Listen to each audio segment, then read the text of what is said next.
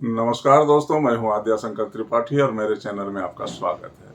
तो दोस्तों, आज हम बात करेंगे गिफ्ट डीड के बारे में, जिसे कि हम सामान्य भाषा में दान पत्र भी कहते हैं और उपहार पत्र भी कहते हैं।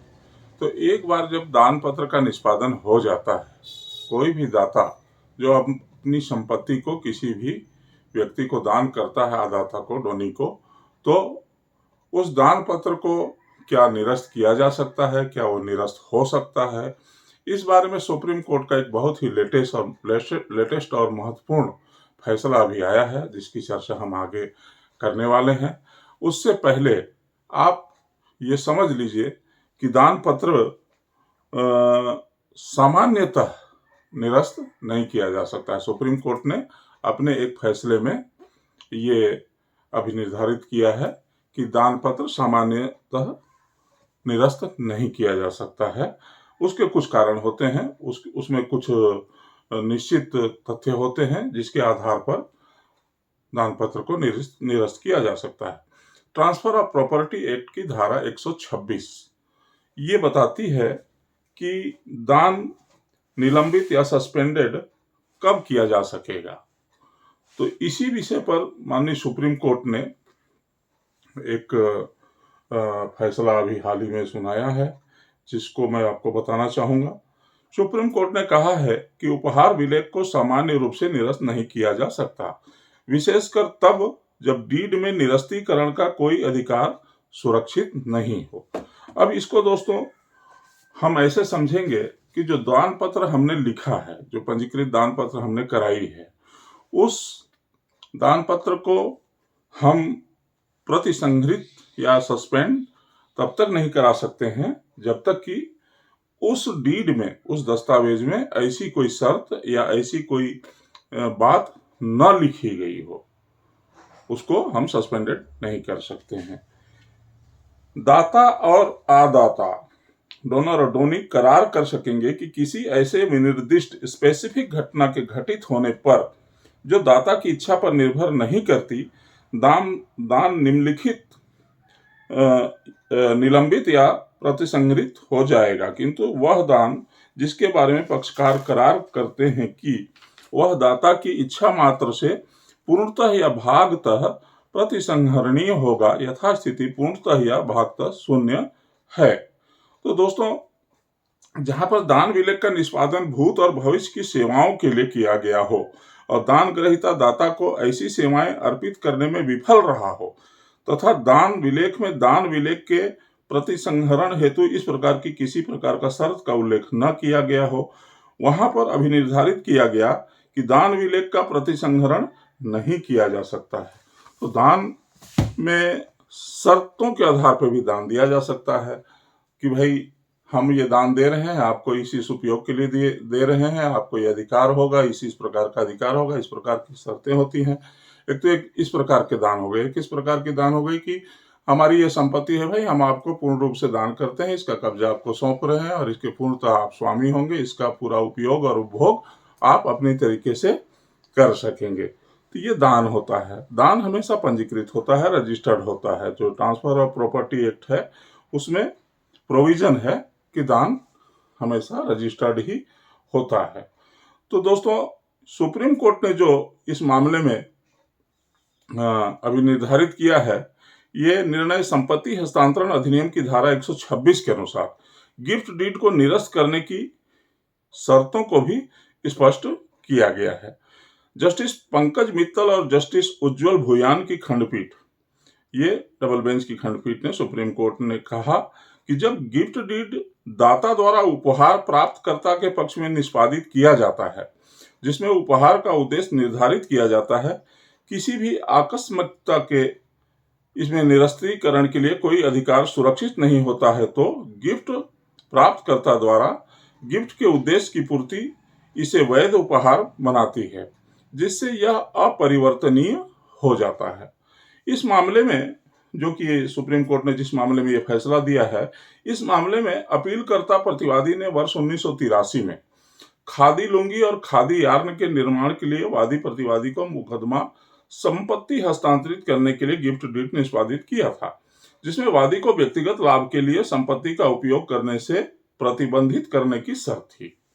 उसमें व्यक्तिगत लाभ कमाने के लिए उसमें वर्जित किया गया था, प्रतिबंधित किया गया था। डीड में निर्दिष्ट किया गया कि न तो दाता और न ही उसके उत्तराधिकारियों को हस्तांतरण के बाद संपत्ति पर कोई अधिकार रहता है। गिफ्ट दाता की पूर्ण सहमति से दिया गया डीड पूर्ण था, जिसमें निरस्तीकरण की कोई शर्त नहीं थी, केवल संपत्ति के इच्छित उपयोग को निर्धारित किया गया था। हालांकि वर्ष 1987 में अपीलकर्ता प्रतिवादी ने गिफ्ट डीड निरस्त की, जिसे वादी प्रतिवादी ने इस आधार पर कब्जे की वसूली के लिए मुकदमा दायर कर के चुनौती दी कि एक बार खादी लुंगी खादी यार्न की विनिर्माण इकाई स्थापित करके गिफ्ट डीड में निर्धारित उद्देश्य पूरा हो गया, फिर डीड में निरस्तीकरण की किसी भी शर्त की अनुपस्थिति में विलेख निरस्त करने योग्य नहीं होगा।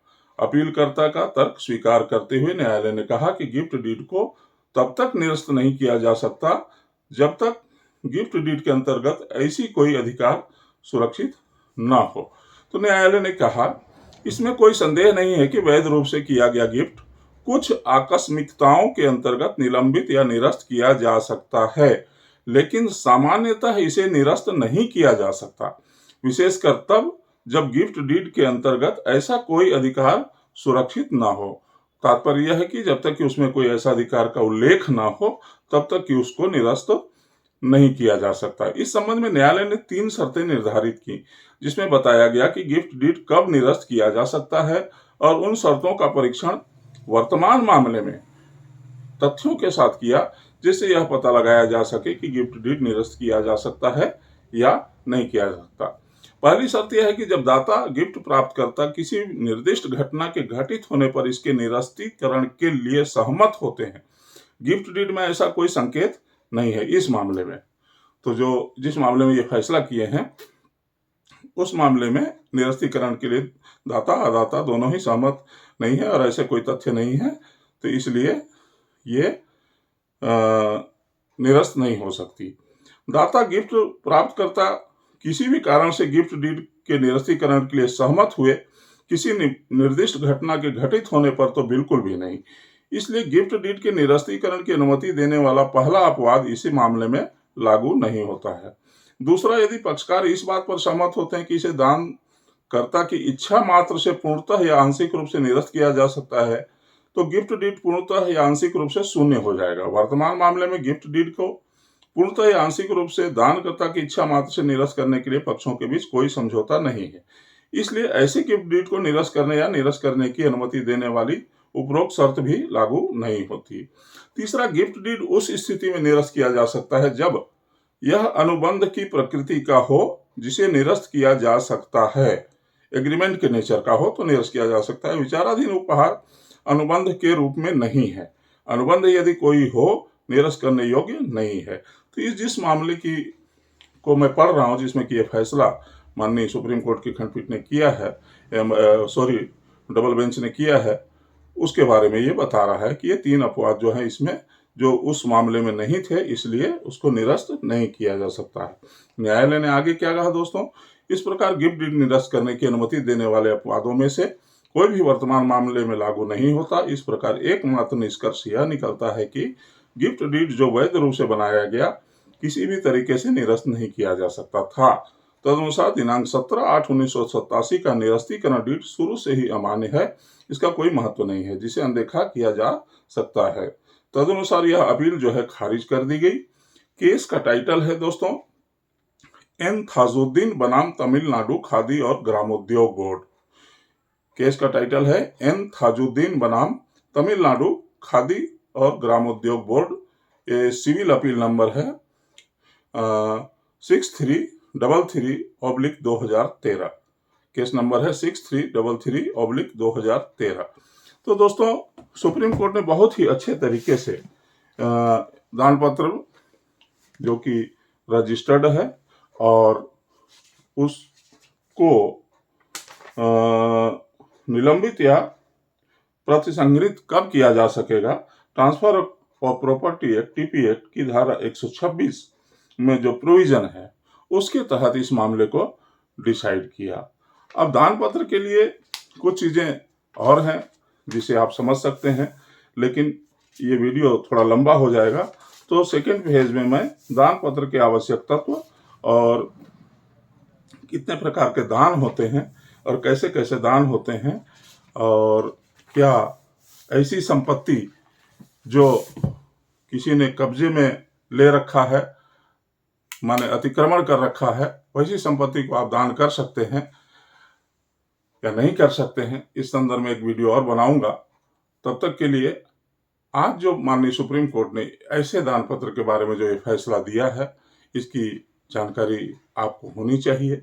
और जिसके भी मामले मुकदमे न्यायालय में दान पत्र से मामले संबंधित चल रहे हैं और उसे कैंसिलेशन या निरस्त करने के लिए मुकदमा चल रहा है, तो तब तक उस दान पत्र को निरस्त दाता द्वारा नहीं कराया जा सकता है जब तक कि उसमें ऐसी कोई शर्त या उपबंध न लिखी गई हो।